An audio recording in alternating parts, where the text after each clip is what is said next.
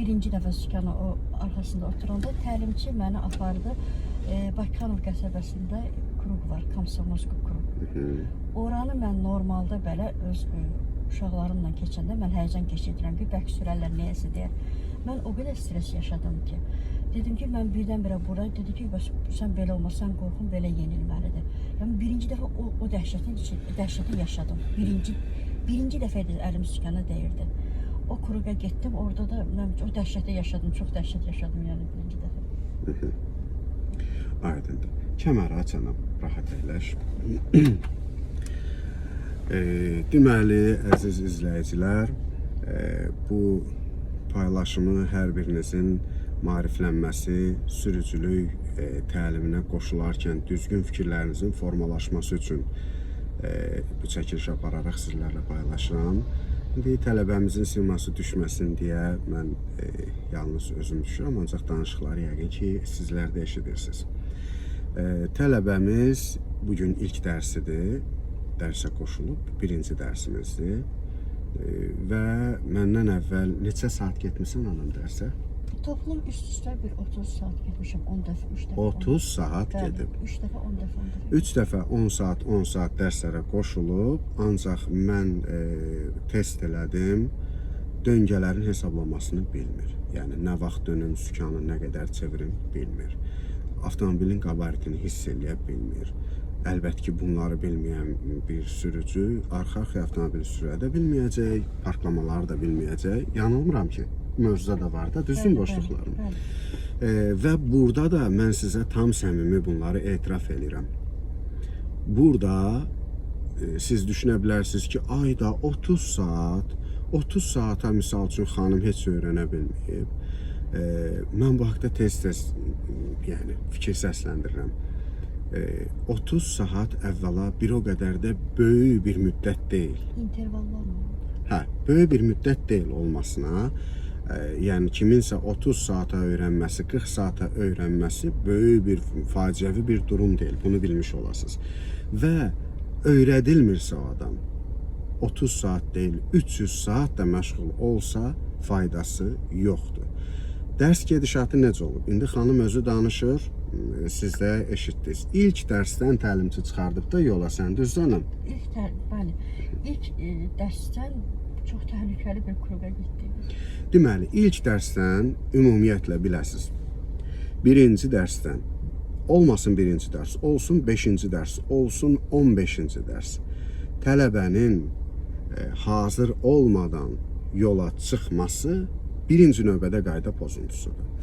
78-ci maddə sırf sürmə təlimi ilə bağlı olan maddədir və bu maddədə qeyd olunur ki, sürməyi öyrənən şəxs, yəni tələbə, ilkin vərdişlər formalaşana qədər xüsusi meydançalarda, boş ərazilərdə sürmə təlimini keçməli, daha sonra, ilkin vərdişlər formalaşdıqdan sonra, təlimçinin iştirakı ilə digər yollarda sürmə təlimini davam etdirməlidir.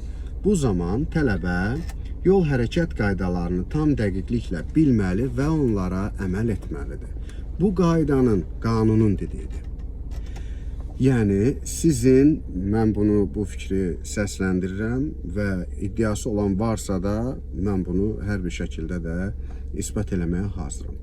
Birinci növbədə sizin birbaşa yola çıxmağınız qayda pozuntusudur.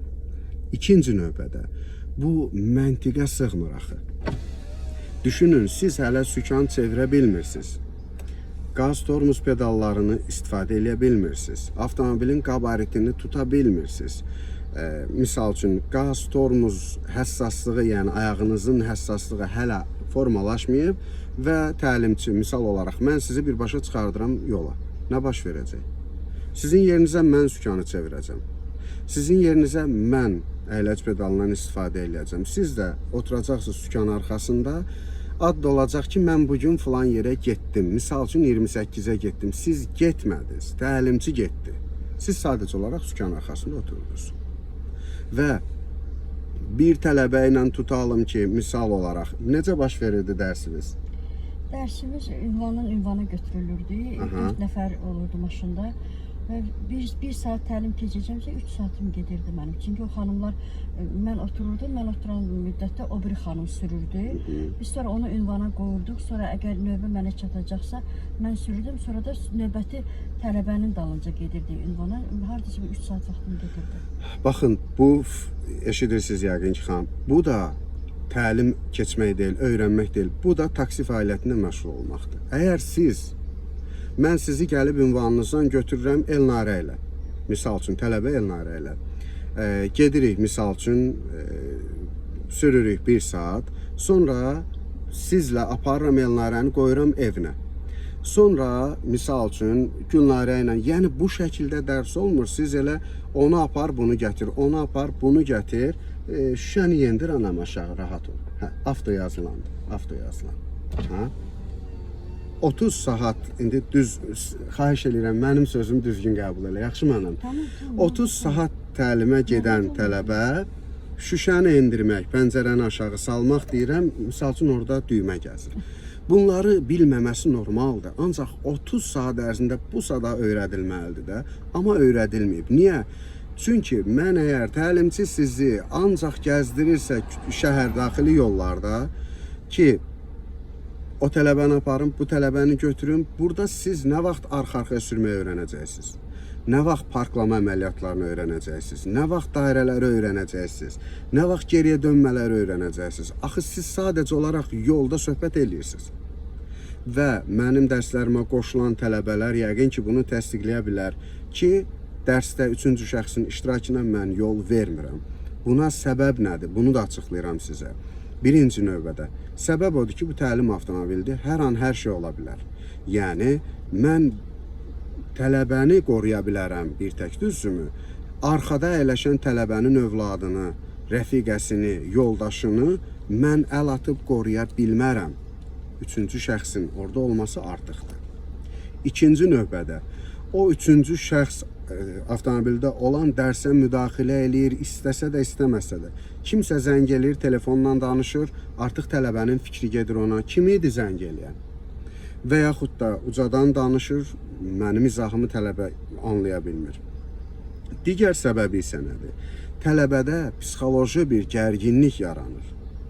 Yəni, düşünün 3 nəfər, 4 nəfər təlim avtomobilində, hamınız da tələbəsiz, sən sürürsən, arxadakı misal üçün baxır, indi sən biraz da gərilirsən ki, ayda, mən səhv eləmiyimi, o mənə baxır, misal üçün, ya yoldaşınız olsun maşındakı, ya qısacası, 3-cü şəxsin təlim avtomobilində olması düzgün bir iş deyil. Bax, bunu da biləsiniz. Yəni, əzizlərim, mən bu, bir daha deyirəm, bu paylaşımı ona görə və yaxud da dərs vaxtı fonda musiqi gedir. Axı, bu dərsdir. Bu dərsdir. Siz orta məktəbi düşünün, ali təhsil ocaqlarını düşünün. Siz, misal üçün deyirəm, Nizami Gəncəvinin doğum və yaradıcılığı haqqında dərs keçirsinizsə, siz orada hər hansısa bir musiqi sədaları altında mı bunu eləyirdiniz? Bu nə deyən şeydir? Fonda musiqi gedir, mahnı oxunur, misal üçün tələbə maşın sürür, o tələbə istər-istəməz fikri yayınır. Yəni, bu kimi hallar bugünkü gün xanım tələbənin adını necə oldu? Deməli, tələbəmizin qısacası 30 saatın hədər olmasıdır. Mənim də tələbələrim olub, bunu da sizə etiraf edirəm. Mənim tələbəm olub ki, 30 saat gəlib, 40 saat gəlib, hətta 50 saat gəlib, amma öyrənə bilməyib. Hər kəsin qavramı bir deyil axı. Ola bilər, bu da ola bilər. Amma biri var ki, sən təlimçi olaraq və tələbə olaraq üzərvə düşən hər bir işi görürsən, çalışırsan alınması üçün ancaq alınmır. Bu ayrı məsələ. Biri də var ki, sən düzgün yöntəmlə çalışmırsan, o halda alınmaması normaldır.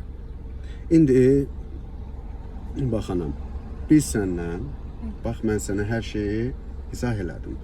Baxdım sürüşüvə və sənə tam səmimi deyirəm, bunu da sən düzgün qəbul elə, xahiş edirəm.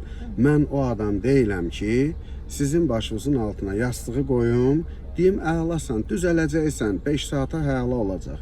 5 saatdan sonra deyim ki, hə, sənə 5 saat bəs eləmədi, bir 5 saatda gəl. Bu sınaq dərsidirmi? Ödənişin cibində, qərarın əlində. mənim sözlərim, fikirlərim səni qane eləmirsə, buyur, ödənişimi götür, misal olaraq. Bir başqa təlimçi ilə davam elə və yaxud da ümumiyyətlə bu işdən uzaqlaş. Amma bu başdan mən sənə deyirəm, sənin 3 saata, 5 saata, hətta 10 saata belə sərbəst, professional sürücü olma ehtimalın sıfıra bərabərdir. Tam qəbul edirəm. Və bu da hər kəs üçün belədir, bilmək istəyirsənsə. İndi kimsə etiraf eləmir, deyir ki, misal üçün mən 2 saat öyrəndim. Hansısa misal olaraq təlimçi bir professional sürücünü oturdur sükan arxasında, videosunu çəkir, paylaşır ki, bugün bu tələbəmizin 2-ci saatıdır, görün necə sərbəst maşın sürür. Siz də artıq ona inanırsınız və öz-özünüzə düşünürsünüz ki, ayda, görsən o 2-ci saatından necə sərbəst sürür, mən 30 saat öyrənə bilmədim. Belə şey yoxdur. Düzgün cavab almaq istəyirsinizsə, avtomobil idarə edən atanızdan, yoldaşınızdan, qardaşınızdan, səmimiyyətinə inandığınız hər hansısa bir sizdən təmənnası olmayan şəxsdən soruşun ki, ay qardaş, mən sıfırdan başlayaraq avtomobil idarə etməyi öyrənmək istəyirəm. Mümkündürmü mən Bakı şəhərində sıfırdan başlayayım, 10 saata peşəkar sürücü olum? Bu gülməlidir. Mümkün olası şey deyil. Yəni, biz səndən sıfırdan başlamalıyıq. Əlifbanın A-sını, B-sini, D-sini yazmağı öyrənməliyik. Sonra mən sənə izah eləyəcəm. Nizami Gəncəvi 1141-də doğulub, 1209-da vəfat eləyib. Həyat və yaradıcılığı nədən ibarət olub? Misal olaraq. Yəni, bunları biz öyrənməliyik və bir tapşırığı yerinə yetirib, misal üçün, mən sənə bugün A hərfini yazmağı öyrədirəm. Sən o A hərfini müstəqil şəkildə özün yazıb mənə təhvil verəndən sonra mən sənə B hərfini öyrədəcəm. Yəni, sən sabahsı gün desən ki, müəllim, mən döngələri istəmirəm, mən arxa-arxa sürməyi istəmirəm, mən parkovkaları istəmirəm, mən yol istəyirəm, məni yola çıxardın. Mən o düsturla işləmirəm. Yəni, bax, bunu da sənə öncədən deyirəm. Biz səndən sıfırdan başlamalıyıq və ardıcıl olaraq da lazım olan tapşırıqları A-dan Z-yə hər şey. O avtomobilin yağını yoxlamaqdan tutma. Əyləc sistemi, yəni bu işi məni düzgün anla, qoluvu çirməliyib kişi kimi öyrənməlisən, kişi kimi yerinə yetirməlisən. Var evdə yoldaşın, atan, qardaşın, övladın, Allah can sağlığı versin. Tamam, onlar ona nəzarət eləyər. Amma onların rayonda olduğu vaxt, misal üçün evdə olmadığı vaxt, sən özün ona baxmağı bacarmalısan. Bilsən, biraz mənim sözüm kimlərəsə toxunacaq, amma mən bunu deyirəm, acı da olsa deyirəm. Vallahi gülüncdür. Bir adamın maşın sürüb şəhərdə arxa-arxa sürə bilməməyi, parkovka eləyə bilməməyi, kiməsə xahiş eləmək ki, qardaş, gəlin mənim maşın parkovka eləyəm, bu yaxşı bir hal deyil. Qəbahətdir, doğrudan qəbahətdir. Düzgün öyrən hər şey. Özün kiməsə möhtac olmadın, düzgün şəkildə də yerinə yetir. Yaxşı? Yəni, mən sənə dinlədim də, sənə lazım olan bilgiləri də verdim. İndi bundan sonrası qərar sənin əlindədir. Sizlər də əziz izləyicilər, əziz tələbələrim, yəqin ki, mənim səmimiyyətimi yəni düzgün qəbul edirsiniz, fikirlərimi düzgün qəbul edirsiniz. Mən də siz müraciət eləyərkən sizi əldən verməmək üçün ilk başdan deyə bilərəm, narahat olma, gəl. Hansı ki, özünüz baxın yazılan rəylərə, çox şükür, sağ olun hər biriniz. Bir mənfi rəy yazan yoxdur mənim paylaşımlarımın altında. Hər kəs yazır ki, ayda müəllim, çox sağ olun, mən baxaraq belə öyrəndim. Yəni, mən bu şəkildə izah eləyirəm, sizləri öyrətməyə çalışıram. Bu mənim işimdir, vəzifəmdir. Amma, yəni, mən ilk başdan sizə desəm ki, narahat olmayın. Gəlin 10 saata mən sizə professional sürücü eləyəcəm. Siz mənim o sözümə inanacaqsınız, gələcəksiniz. Amma o sözü deyən mən olsam belə yanlışdır. İnanmayın, güvənməyin. Mən sizi görmədiyim halda, tanımadığım halda, potensialınızdan bir məlumatım olmadığı halda sizə bu vədi verməyim gülüncdür. Yəni, məni düzgün anlayın. Mən də o adam deyiləm ki, yenə də deyirəm, sizə vəd verim, gələsiz 10 saatlıq, 9-cu saatda sizə deyim ki, sürpriz, sən bir 10 saatda götürməlisən, sən 10 saat bəs eləməli. Yəni, bunu mən öncədən hər birinizə deyirəm. Acı olsa da, sizə eşitmək istədiyiniz odur ki, ay, misal üçün tələbə, nə gözəl qavramın var, möhtəşəmsən, hələ sənin kimi tələbə gəlməmişdi. Sən 5 saata öyrənəcəksən, narahat olma. Sizin eşitmək istədiyiniz budur. Ancaq reallıq bu deyil. Reallıq nədirsə mən onu deyirəm. Və bugünkü gün mənim sizə deyəcəyim bu acı həqiqətlərdən gedir söhbət. Bu sözlərdən dolayı sizin qəlbiniz sınacaqsa, siz də məni bağışlayın, Allah da məni bağışlasın. Qoyun sınsın sizin qəlbiniz.